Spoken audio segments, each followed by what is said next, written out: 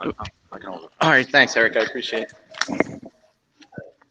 All right, so bear with me here for a second. So for Invocation, I actually had the privilege on Friday of going to our archives. Thank you to Roger and also to Gary. And I was privileged to see Trumpet Volume 1, Number 4 from January 13, 1927. And at the back of that trumpet was a pretty interesting poem. I made some minor changes to it to kind of fit it to the 21st century, but I think it's a great choice for today. The poem's called What is Life to You? To the preacher, life's a sermon. To the joker, it's a jest. To the miser, life is money. To the loafer, life is rest. To the lawyer, life's a trial. To the poet, life's a song. To the doctor, life's a patient that needs treatment right along. To the soldier, life's a battle. To the teacher, life's a school. Life's a good thing to the grafter. It's a failure to the fool. To the engineer upon the locomotive, life's a long and heavy grade. It's a gamble to the gambler. To the merchant, life's a trade. Life is a long vacation to the person who loves their work. Life's an everlasting effort to shun duty to the shirk. To the heaven's best romancer, life's a story ever new. Life is what we try to make it. What is life to you?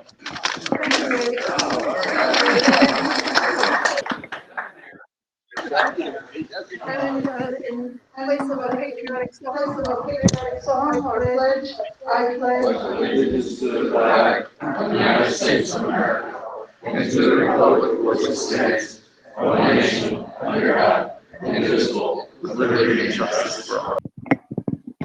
Okay, guests. Yes. We have 3 guests today. Yes, we have 3 guests today. Yes, we have 3 guests today, in no particular order. Keith, welcome. Our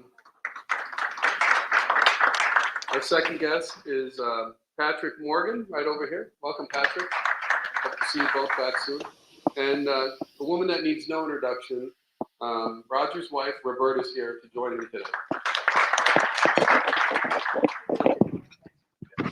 We rearranged it a little bit because we wanted it to be a speedy meeting, so we have full time for our program.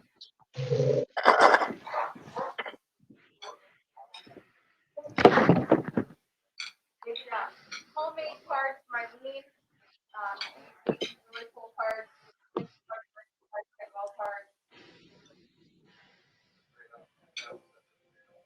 Last 3 digits.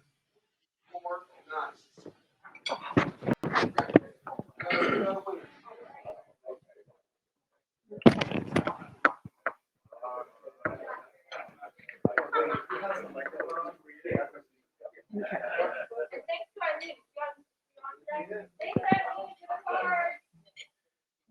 Eileen, there's a new Eileen in our club. We just have a brand new club member, and her name is Eileen Taham. So I hope I pronounced that correctly. She's brand new. We have a couple people in the pipeline. It's really pretty exciting. Okay. Patrick is visiting us from Bethlehem, and he has an announcement he'd like to give. Come over by Wade. Thank you. Hi, everybody.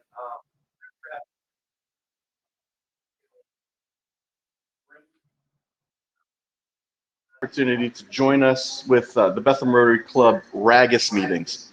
I think I've spoken here before regarding the Rotary Action Group Against Slavery that we have at the Bethlehem Club.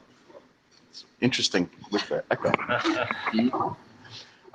So we will be meeting on the first Mondays of every month at 7 p.m. You can sign up to join us if you go to our homepage. Scroll down on the left-hand side, you'll see our calendar for the Bethlehem Ragus. And if you click on that date, it'll generate a club runner email, and we can email you the link to join us, and then you'll be in our system, and we can just constantly renew you as a guest. Other exciting things that are going on is we're creating a speakers bureau. I'm not sure if that would be interesting to anybody that would be that's in attendance here today, but we're always looking for volunteers to come join us to kind of go spread that word, where we will be speaking to other organizations, and we're joining with Bloom, who is now merging with Truth for Women. You may have known or heard of both organizations. And together we're formulating the speakers bureau to go out and spread and educate education regarding human trafficking to members of Lehigh Valley. So thank you all for having me again. If you have any questions, feel free to flag me down before we leave today. Thank you. Okay, and Rick wanted to have, not Rick, Eric wanted to have a couple minutes.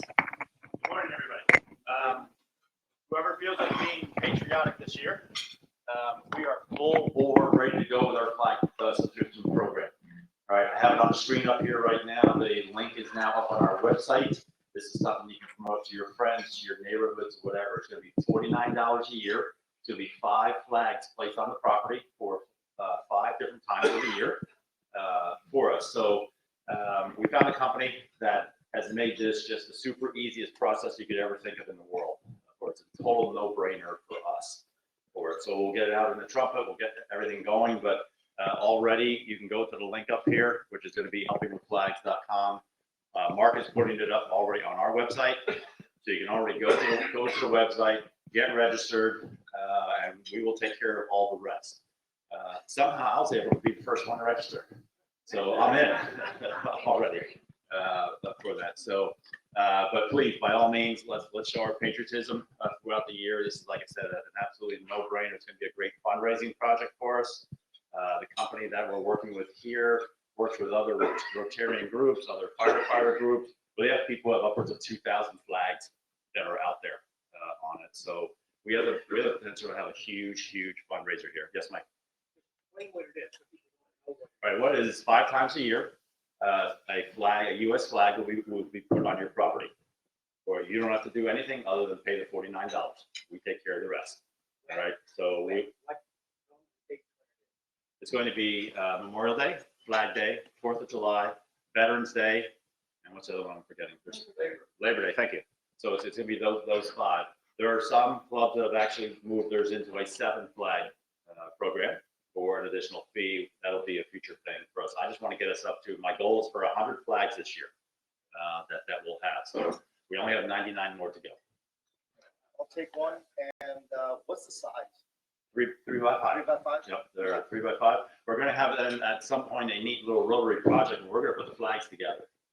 Where we have all the instructions, all the aspects of how to do it. We're going to use Mike Irwin's shop because he's geared for doing this type of production, where we'll have a little wine, cheese, mixture, whatever, and we'll start putting flags together. I've already ordered the first 50 flags that are on the way. So like I said, you just go to find something later today. I'm sure it's going to be posted out there for what this website link is, and just go on, click, and boom, everything else is all done. All you do is you'll see flags put on your property 5 times a year. So to me, it's an absolute no-brainer. Yes, sir. Will it be a permanent? Yes, as long as you're a subscriber for it. But again, we'll check with the homeowners and make sure we're not going through somebody's sprinkler system, all that kind of stuff, where they would like to have it. But yes, it's just a PVC, 14-inch long PVC pipe that will just be put in. Once we have a little auger, you just boom, like I said, this stuff's been so worked out for us already. It's just an incredibly easy, no-brainer program for us to operate together. So, yes, Joe. You have like a little flyer. Working on it. Mike has already put together a door hanger. So yes, we're just trying to get things going as quickly as we can right now. But the company also has provided some flyer information that we would have to adapt and adjust for us. So yes, all that stuff is already out there. And then Jim, you had a question? Okay. So like I said, we're looking to obviously get this rolling pretty quickly so we can catch Memorial Day, which is barely a month away. But I'm thinking we can easily get at least 40 of us as Rotarians to begin with. To already sign up, and then once your neighbors start seeing this and saying, "Hey, this is a no-brainer," where they have had good success is at housing association kind of things, where they'll like donate 5 flags for their entrance, and then people say, "Hey, what's up with that? Hey, you can get it on your house too." So we have huge opportunities. So thank you. Thank you, Eric. Okay.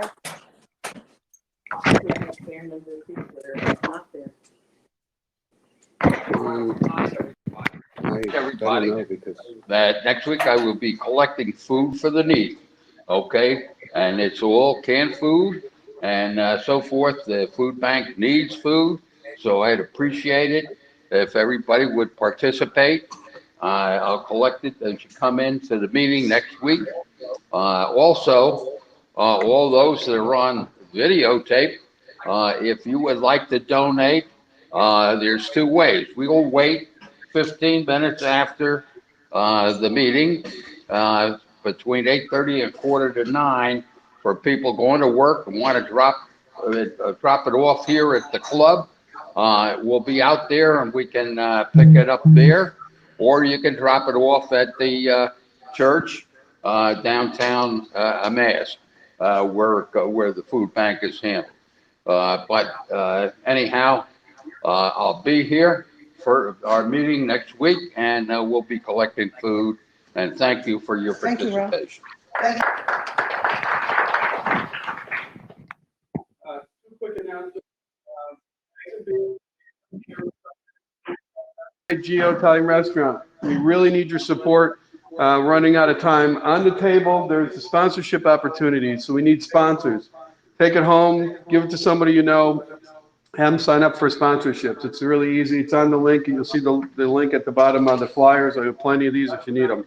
Last but not least, we all have membership responsibilities here, working the front desk, doing E-rate table, invocation, and greeter. Well, obviously, because we're virtual, it's difficult to do that. So you get an opportunity to sign up for the month of May. I have 4 dates on here. Bob Goller already signed up for Invocation because he's in virtual land, which they can do for virtually, right? So here's a sign up. I'm going to start here, pass it around. Please pick a spot. Sal. Thank you. Okay, I think we're ready for our Sarge. She has 4.5 minutes. I wish I could do 100 times for happy dollars, but well, I know Seal has a happy dollar. 5 people or so.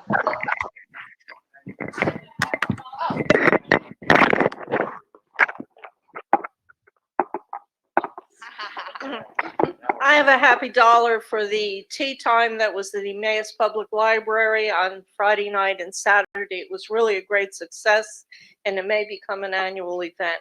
We also are having our book sale, not as large and certainly not at Lower McCountry Middle School, but it's May 8th. It's going to be on the grounds of the library, so 8 to 2. So if anybody's interested, we do have a book sale. It'll be, masks and social distance and so forth. Who else is happy? Oh, we got 2 happy people over here. All right, Gordon. Here you go. Yes, I have 2 happy dollars. You might have seen my name in the paper. I won the East Penn Press Oscar contest. So once my picture's in the paper, I'll probably wind up paying more money.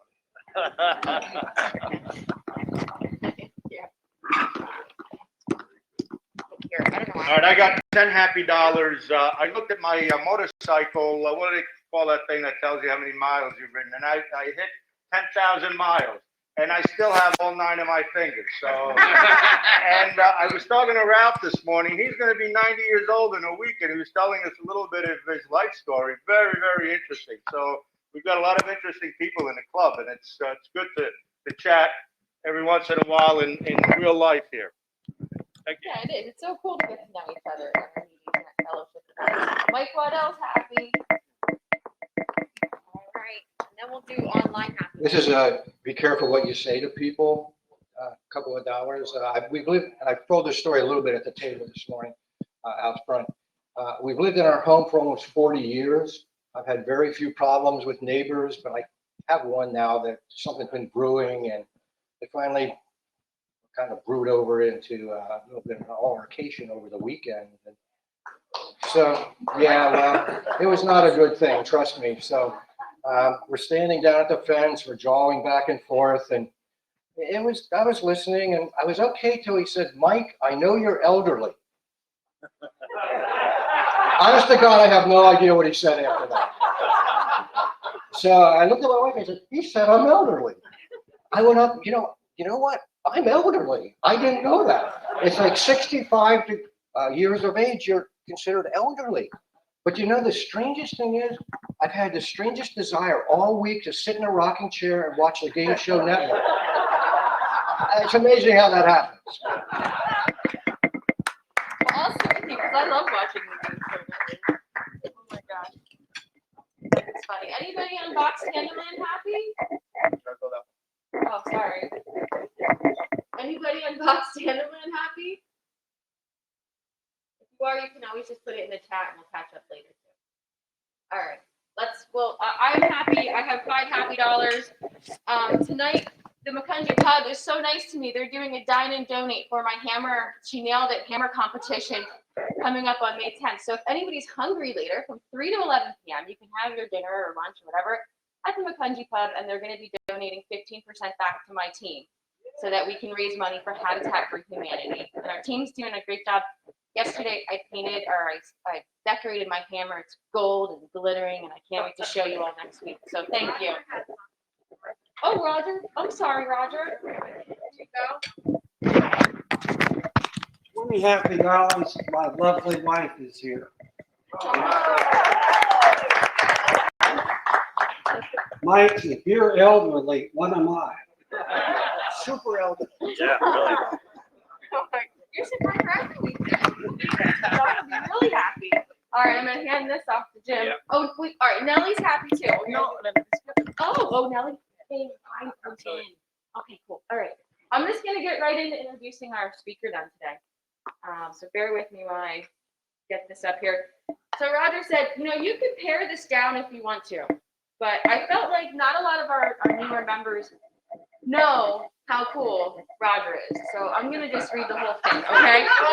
So, all right, Dr. Roger Whitcomb is Professor Emeritus of International Relations and Foreign Policy Studies. Let me get here so I'm not like, at Kutztown University.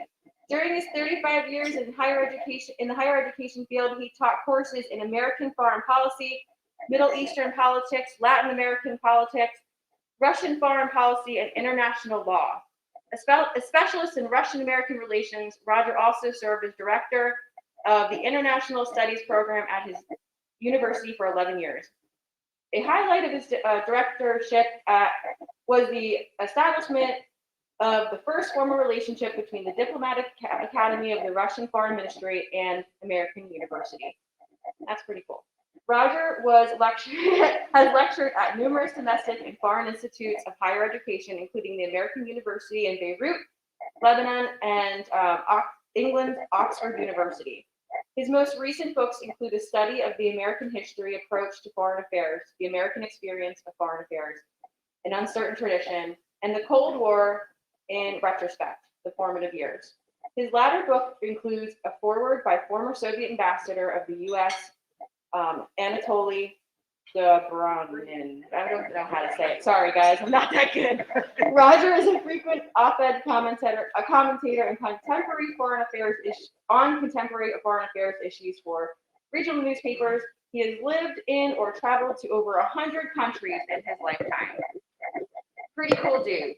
I'm going to hand it over to Roger right now. Get ready for good. Thanks, Roger. Wow, I'm gonna hire you.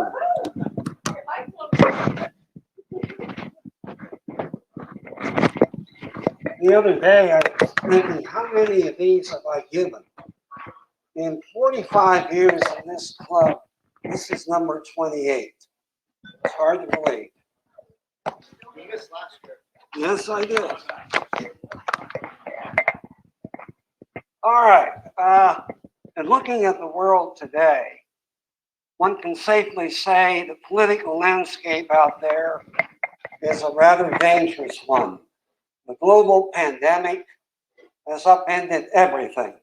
Countries everywhere are hurting as they scramble to emerge on the other side of this nightmare. At this point, we don't even know the long-range impact of the virus. Of one thing we can be sure, the distribution of vaccines heretofore has been skewed toward developed countries. That must end if we are to have genuine political and economic stability in the world. For that to happen, we need to boost international coronavirus vaccine production and distribution. A new estimate by a leading anti-poverty organization calculates And even with 100% of our population vaccinated, we will have over 450 million excess doses. The world's richest countries could donate close to 1 billion doses of the leading vaccines in the near term without jeopardizing our own populations. As of last week, in 130 countries, not a single dose of the vaccine had been delivered. In over 130 countries. Vaccine equity is the biggest moral test before the global community today. And quite frankly, it's in our national interest to lead the way in getting these vaccines out to these peoples. Certainly economically, in terms of doing business in the world. Politically, of course, from the point of view of competing with China. Meanwhile, there's been a noticeable slide toward authoritarianism in a variety of places, from Hungary and Poland in Europe, to Turkey in the Middle East, to Myanmar in Southeast Asia. Even in Germany and France, the rise of neo-Nazi political parties poses a real danger. At the same time, the mess in Syria continues to fester. Iran is moving closer to developing a nuclear weapons capability, while in Afghanistan, the Taliban continues to expand its control over ever larger parts of that country. And of course, both China and Russia represent major challenges to American leadership going forward. Hanging over all of this is the specter of climate change. Question: are President Biden and his team up to the task of successfully meeting the challenges posed by these events? That remains to be seen. While we don't have time this morning to address all of these situations, indeed any one of them in detail, I'd like to touch on 5 of them. First, climate change. Upon taking office, Biden immediately recognized the world's biggest economies are lagging behind in the face of a rapidly escalating climate emergency. For that reason, he restored American participation in the 2015 Paris Climate Agreement. He issued executive orders mobilizing agencies across the government to focus on tackling climate change. And he has proposed a multi-trillion-dollar infrastructure and jobs plan that would accelerate the country's transition to a greener economy. Last week, Biden took the first step to kickstart a new era of climate-centered geopolitics. At a virtual summit hosted by the White House, he and some 36 world leaders announced new initiatives to fight climate change. The main target is to limit the Earth's warming to no more than 1.5 degrees Celsius. That's 2.7 degrees Fahrenheit compared with pre-industrial levels. This is the threshold beyond which scientists predict irreversible environmental damage. To that end, the Biden administration says it will slash U.S. greenhouse gas emissions at least in half by the end of this decade. The plan envisions a future driven by investment in green technologies and an irrevocable shift from fossil fuels.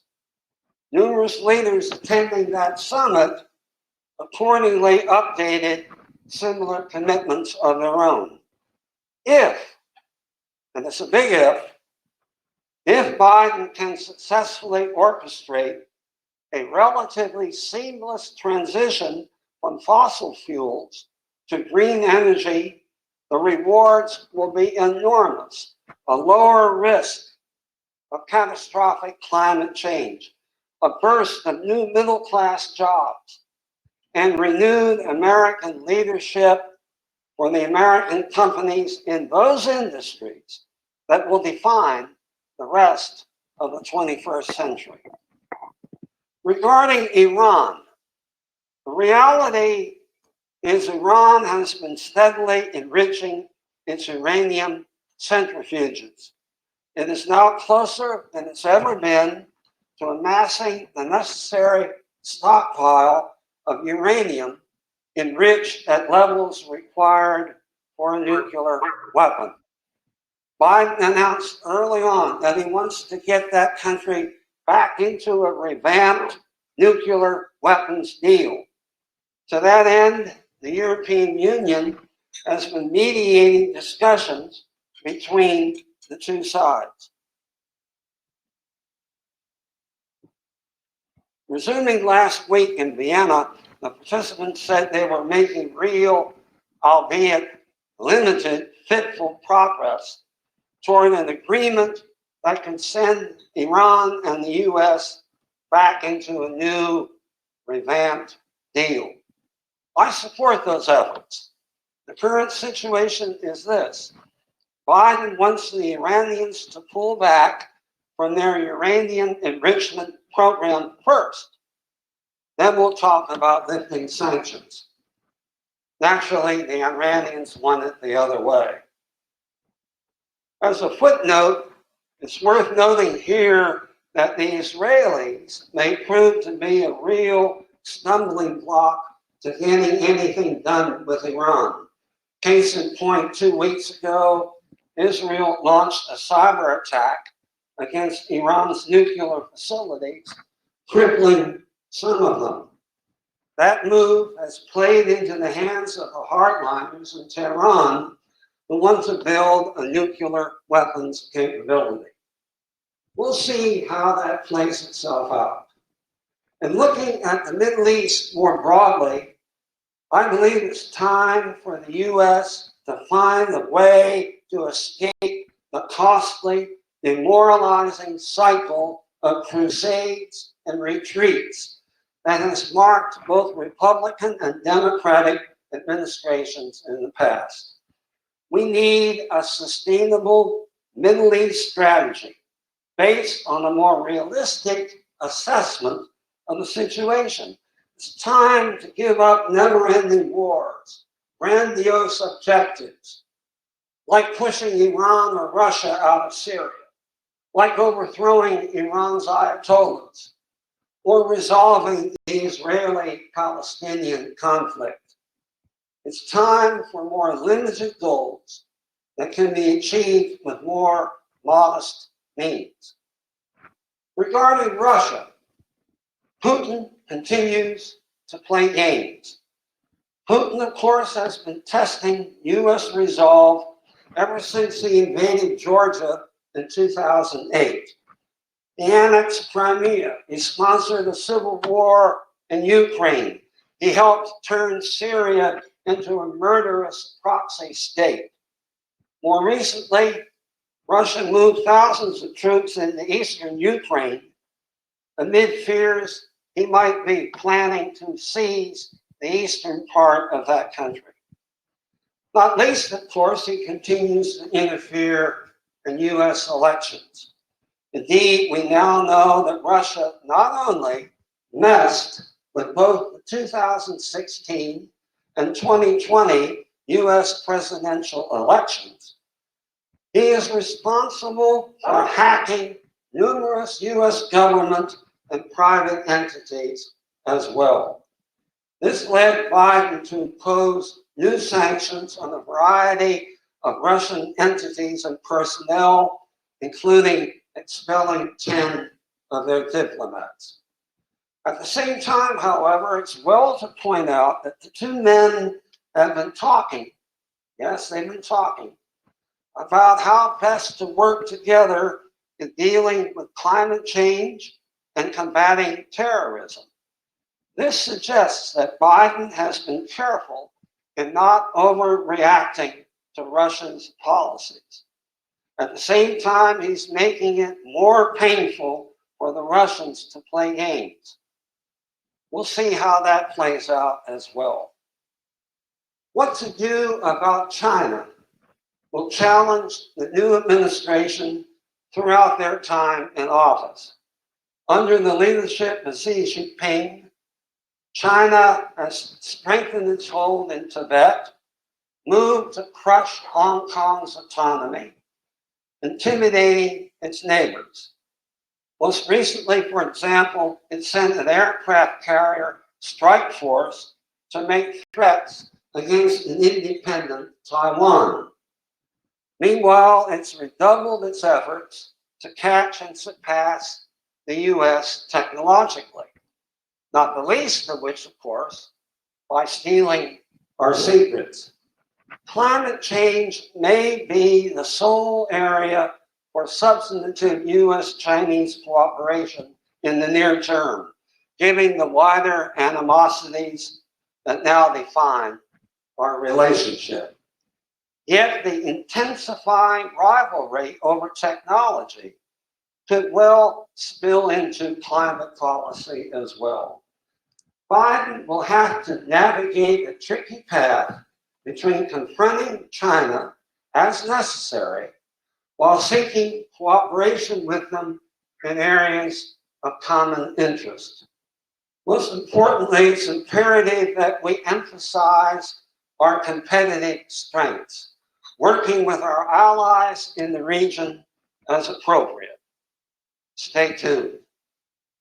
Finally, let me end with Afghanistan. Why? Why Afghanistan? Because I believe how we handle Afghanistan may well illustrate how America fares overall in the world going forward. What do I mean by that? The president said last week he wants the last remaining American troops out of that country by September the 11th, the 20th anniversary of 9/11. America cannot, he said, keep expanding, reducing our military presence in Afghanistan, hoping to create ideal conditions for withdrawal. There are no ideal conditions for withdrawal. I quite agree. However, I have to tell you, I have mixed emotions about his decision. Biden was certainly right in characterizing our record in Afghanistan as a triumph of wishful thinking over prudence. The campaign's spiraling costs were for too long fueled by a naive assumption that well-resourced American soldiers and diplomats could deliver a stable, democratic Afghanistan. That has not happened, nor is it likely to happen. A series of corrupt governments have proven to be utterly incapable of reassuring their citizens caught in the middle between the people in the capital, Kabul, and the Taliban. At the same time, it's worth noting Biden's decision was made against the advice of America's generals. They argue no American soldier has died in combat in Afghanistan for over a year. They add it costs little to keep a small force in place. America, they say, has defended other allies, such as South Korea, for far longer than it has protected the Afghan government. Abandoning Kabul to its fate will lead to more bloodshed, not less, they argue. A Taliban victory could mean the reimposition of a radical Islamic tyranny. What would that mean, for example, for Afghanistan's women? I have to tell you on a personal note, this is an issue that certainly resonates with me. Roberta and I have been sponsors of 3 girls in that country for several years now, paying for their education through the work of an NGO called Raja's Ray of Hope Foundation. We are deeply concerned about their welfare. Raja Jan, by the way, some of you may remember, is a Vermont Rotarian who spoke at the recent District 7430 conference. If Biden does pull out American troops, he should at least take steps to reduce the likelihood of an unmitigated total disaster. We should continue to support the elected Afghan government with arms and non-lethal aid. We should declare that we reserve the right to launch missile and airstrikes against any terrorist bases that reemerge in Taliban-controlled territory. And we should apply economic sanctions against the Taliban government if it supports anti-US groups. Most importantly, our government has a moral obligation to help our allies escape retribution when we leave. Hundreds of thousands of Afghans have risked their lives directly supporting US forces in positions ranging from security guards to cooks to interpreters. Some 17,000 Afghan former interpreters alone have applied for admission to the US as refugees. They are currently awaiting adjudication of their special immigrant visa applications. Alas, Congress has authorized only 4,000 visas for 2021. The backlog cannot be cleared by September the 11th without additional resources. That needs to be done. And taking the long view of all of this, let me leave you with a political scientist's observation. One of the legacies of our 20-year involvement in Afghanistan ought to be a greater humility about what the best military in the planet can achieve and how best to deploy it. After 9/11, the United States set out to prove it was the indispensable nation. But we could not only address security threats wherever they might arise, but use our spectacular power to transform other countries. That didn't happen earlier in Vietnam. It didn't happen in Iraq. It didn't happen in Libya. It hasn't happened in Afghanistan. Power has become too dispersed. Biden's proposed action implies the US is now a country with more limited interests and responsibilities. Now, that may be a hard reality for some to accept. Yet it need not mean that we retreat across the seas. After all, we remain in a better position than any other major country to deal with our challenges as they arise. In assessing the overall geopolitical balance in 2021, we have several advantages that will persist despite the pandemic. The first is geography. We are surrounded by oceans and friendly neighbors. A second advantage is energy. The shale, oil, and gas revolution has transformed the US from a net importer to a net exporter.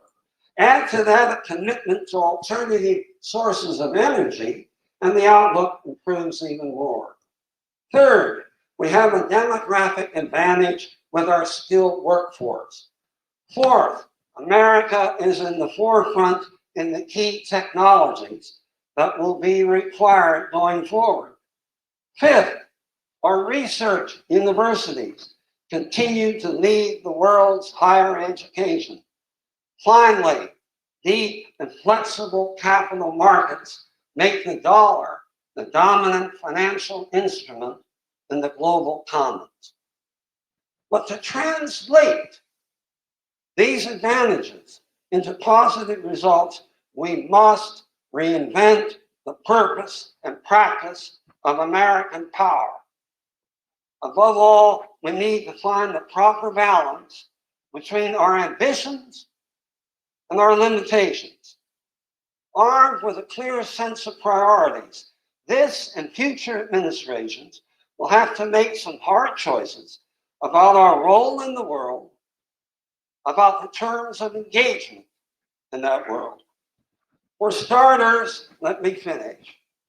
We must recognize that a continuing fracturing of America's domestic politics poses the greatest risk to the future of American global leadership. That is why American foreign policy must support domestic renewal. Smart foreign policy begins at home with a strong democracy, society, and economy. The well-being of our workers ought to be the engine that drives our foreign policy. This will require a major national effort to rebuild our economy, to revitalize our infrastructure, to transform our education system, and yes, address the yawning divisions in our society. Unless these changes at home are dealt with, no amount of re-engineering our policy efforts abroad will matter. Thanks a lot.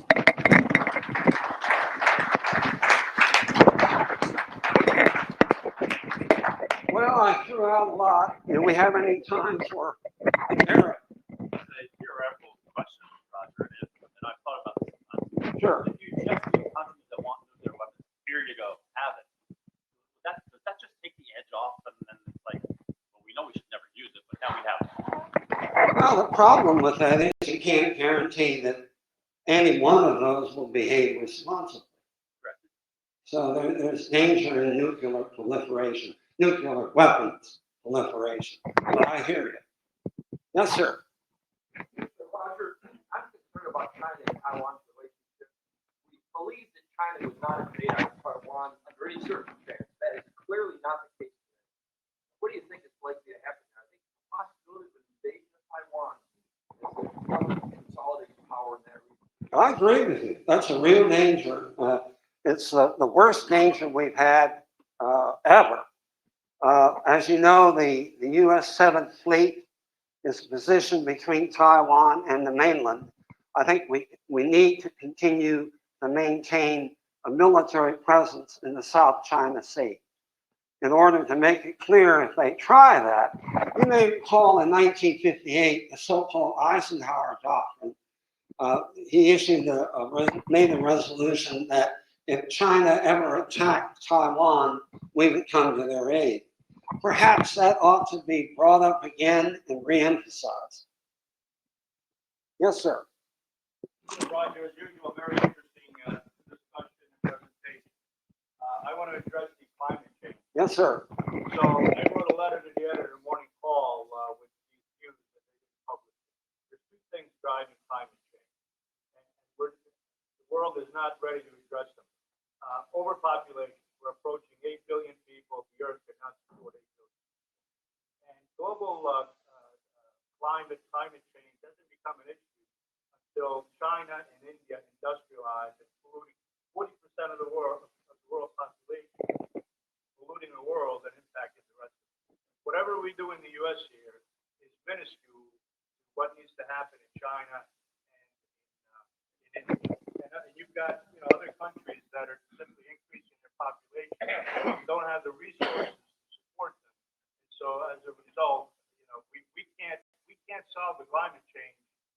Europe and the U.S. can't solve the climate change unless those two other countries. Your point is well taken. The Chinese lie about everything because they're spewing out all kinds of coal. They're burning coal like crazy. That's right. They cannot be trusted. I agree. That reminds me of a conversation I had at an academic conference many years ago with an Indian academic, and I suggested to him Why don't you people control your population growth, engage in some national efforts to do that? He looked at me, I'll never forget it, he said, my God, you're trying to control us. Growing population is our way of competing with the West. So you have that kind of mindset. Well, COVID seems to be that COVID taking care of that problem, right? Well, that's one way of putting it, yeah. Might not be a bad thing after all. All right, well, thank you all very much.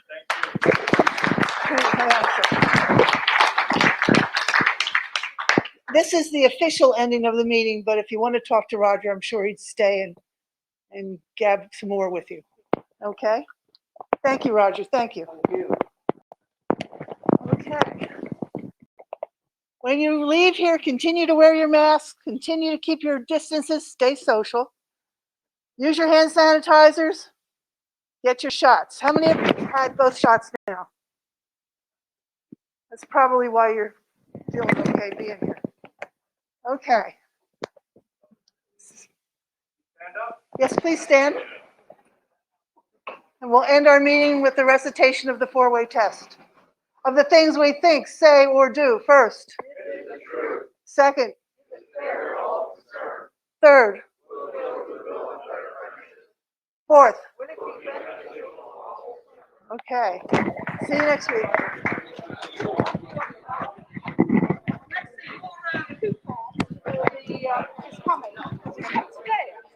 And then we'll work out.